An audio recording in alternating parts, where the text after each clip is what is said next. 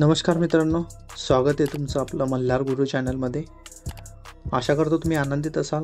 कृपया चॅनलवरती नवीन असाल तर चॅनलला सबस्क्राईब करा, जेणेकरून येणारे प्रत्येक नवीन योजनेची माहिती तुमच्यापर्यंत पोहोचेल। आजचा व्हिडिओ खूप इंटरेस्टिंग आहे, कृपया व्हिडिओ शेवटपर्यंत बघा। चला तर मित्रांनो, आपण व्हिडिओला सुरुवात करूया।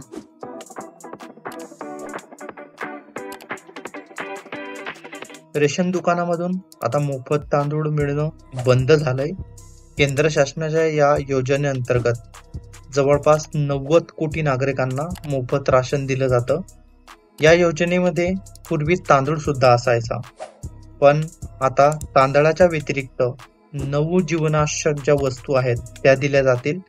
त्यामध्ये आहे गहू, डाळी, हरभरा, मोहरीचे तेल, साखर, मैदा, सोयाबीन आणि मसाले। या वस्तू रेशनच्या दुकानावरती आता लवकरात लवकर उपलब्ध होतील।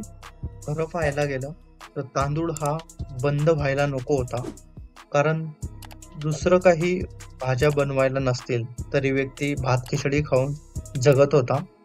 पण आता तांदूळच बंद केलाय म्हटल्यावरती बऱ्याचशा अडचणींना सामोरं जावं लागणार आहे। त्यांनी दिलेल्या या ज्या 9 वस्तू आहे त्यापेक्षा तांदूळच कधी काळी बरा होता असं प्रत्येकांना वाटेल।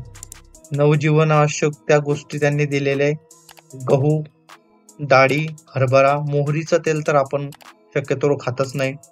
साखर, मैद्याचाही कोणी जास्त वापर करत नाही। सोयाबीनचाही खूप किंचित वापर केला जातो। आणि जे मसाले तर आपण रेग्युलरली घरामध्ये वापरतोच, याचीही काही गरज नव्हती।